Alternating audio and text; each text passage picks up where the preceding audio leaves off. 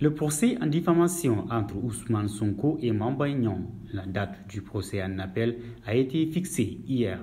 C'est la semaine prochaine que le leader de Pastef, Ousmane Sonko et Mame Mbaye Niang vont comparaître devant le juge de deuxième instance le lundi 17 avril prochain et se présenteront devant la cour d'appel de Dakar pour une confirmation ou une infirmation du verdict prononcé le 30 mars dernier en première instance par le juge Mamadou Yaham Keita.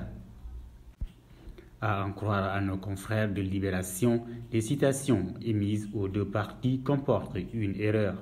D'après le journal Libération, le document atteste que Sonko a été condamné à 3 mois avec sursis, soit 1 mois de plus que la durée de la peine prononcée par le juge.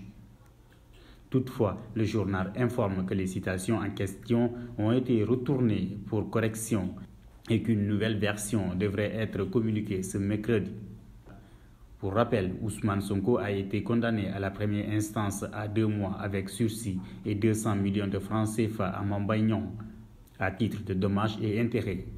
Le parquet et le ministre du Tourisme, Mame Mbaye Niang, avaient introduit appel et l'affaire sera jugée à nouveau le 17 avril prochain, jour de procès également des 2 députés du Parti de Rassemblement et de l'Unité Pure, Massata Samb et Mamadou Niang, sur l'affaire de la parlementaire Amy Ndiaye Gniby.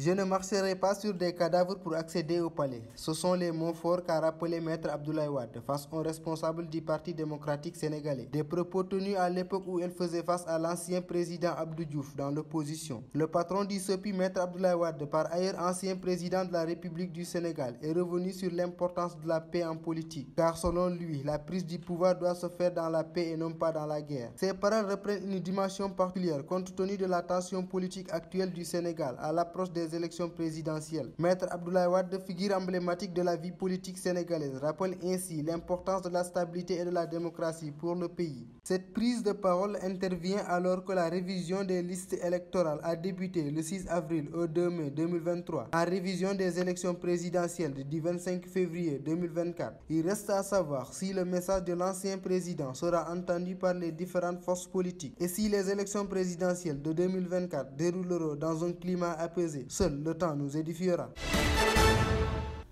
Le train express régional TER est au ralenti ce matin.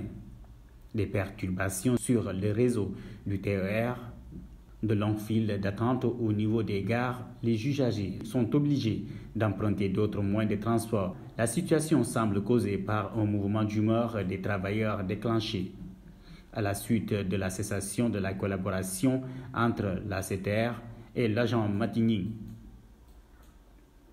La société qui exploite le TER a notifié à cette dernière hier la fin de son contrat. Pourtant, Matigning devait voir son contrat à durée déterminée, CDD, passé de contrat à durée indéterminée, CDI, après qu'elle a été positivement notée par ses supérieurs lors des évaluations de fin de cycle. Elle était déléguée du personnel. Selon la direction générale, c'est son ordinateur qui a été utilisé pour envoyer les mails de revendication des travailleurs. Elle écrivait: la CTR a été bâtie sur la promesse que tous les CDD qui seront notés positivement à leur terme soient automatiquement reconnus en CDI, sans autre condition. Je ne demande donc pas une faveur, mais simplement que le contrat signé avec les autorités sénégalaises soit respecté, ayant accompli avec efficacité et sans reproche toutes les tâches qui m'étaient assignées durant mes 2 ans à la CTR.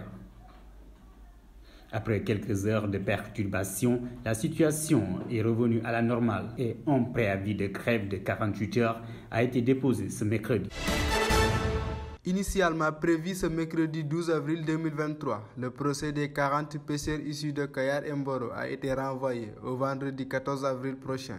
par le président du tribunal de Thiès. Ces jeunes mis aux arrêts ont été placés sous mandat de dépôt par le procureur de Thiès. Ils sont poursuivis pour participation à une manifestation non autorisée, destruction de biens appartenant à autrui, entre autres chefs d'accusation. Pour rappel, ces jeunes ont été arrêtés suite aux échauffourées survenues la nuit du samedi 1er au dimanche 2 avril 2023 à hauteur de Khondjo à Mboro, au cours desquels des pirogues ont été brûlées et plusieurs personnes blessées de part et d'autre. Les blessés qui souffraient la plupart de brûlures ont été acheminés au centre hospitalier régional El Hadji Amadou Sakhir Ndiéguène de Thiès et de l'hôpital Saint-Jean-de-Dieu et au centre santé de Mboro. Mais aussi, nous avons noté également lors de ces affrontements un jeune qui avait perdu la vie. L'actualité internationale que nous démarrons au Mali, la commune de Tidermen est au mai du groupe État islamique depuis lundi dans l'après-midi. Tidermen est une localité située dans le nord-est du pays près de la frontière avec le Niger. La ville de Menaka est à présent encerclée par les djihadistes d'elle qui ont progressivement pris le dessus sur le rivaux du groupe de soutien islamique et aux musulmans liés à Al-Qaïda. En Arabie Saoudite, le chef de la diplomatie syrienne Fassad Mehdat est arrivé inopinément dans le pays ce mercredi 12 avril 2023. La première visite du genre en date 2011, le début de la guerre en Syrie, a annoncé l'agence officielle syrienne Sana. La visite de Fassad Mehdat intervient 2 jours avant la réunion de 9 pays arabes en Arabie Saoudite qui doit débattre d'un retour de la Syrie au sein de la Ligue arabe, dont elle a été exclue depuis 2012. Le prochain sommet ordinaire des dirigeants arabes est prévu le 19 mai dans le royaume. Et la Chine, pour terminer, à présent, le président Xi Jinping a appelé les forces armées au pays à renforcer l'entraînement militaire au combat réel, a rapporté ce mercredi la télévision d'État chinois CCTV. Ces propos du dirigeant chinois ont été tenus mardi lors de la visite d'une base dans le sud de la Chine, au lendemain des exercices militaires visant à faire la pression sur Taïwan. La Ligue des champions européenne, les matchs allés des quarts de finale ont démarré hier.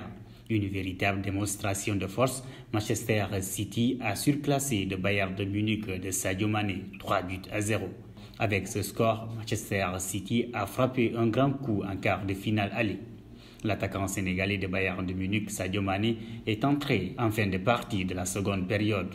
Et l'autre affiche opposant Benfica à l'Inter de Milan, les Italiens ont pris une grosse option sur la qualification en s'imposant sur le terrain de Benfica 2-0.